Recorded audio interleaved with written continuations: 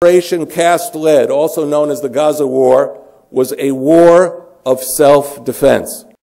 The report claims, for example, in paragraph 1883, in its conclusions and recommendations, and I quote, "While the Israeli government has sought to portray its operations as essentially a response to rocket attacks in the exercise of its right of self-defense, the mission considers the plan to have been directed, at least in part, at a different target, the people of Gaza as a whole," unquote.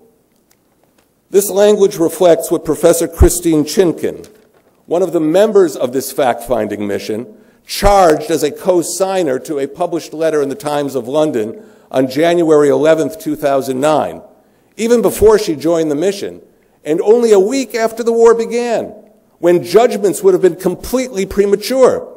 The letter stated, nonetheless, and I quote, "Israel's actions amounted to aggression and not self-defense."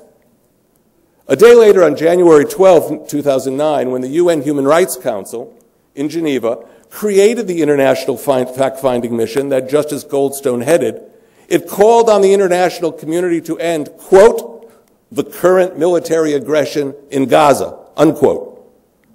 The UN Gaza Report itself does not differ significantly from these positions, for it attempts to portray Israel as seeking to punish the Palestinians in Gaza for electing Hamas in 2006.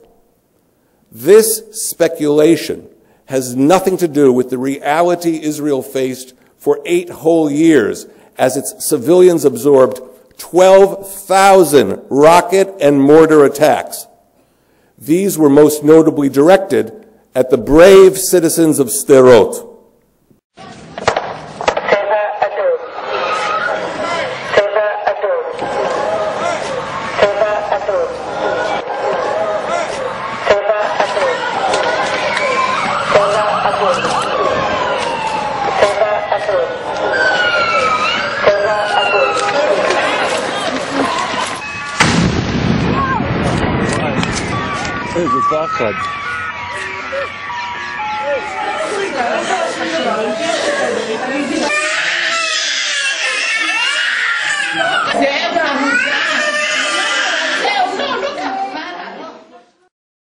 By 2008, the terror you just witnessed spread to many other Israeli cities, including as far as Beersheba.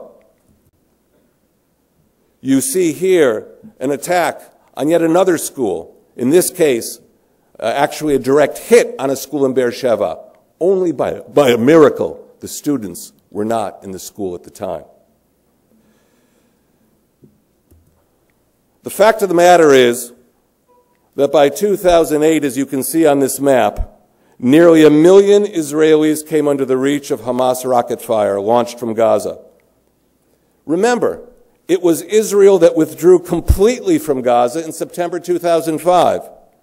But Hamas only escalated its rocket attacks in response from the very territory that Israel had evacuated. If you look at the bar chart, you see that between 2005 and 2006, between the year Israel pulled out and the year that followed, rocket fire increased by a factor of 500%. And it was Hamas that officially declared that it was breaking the Egyptian-sponsored Tahadiyah, or calm, a kind of semi-ceasefire, which it declared it was ending on December 19th, 2008, prior to the beginning of hostilities. It then further escalated rocket attacks on the citizens of Israel. The facts speak for themselves. There is no question of who committed aggression against whom.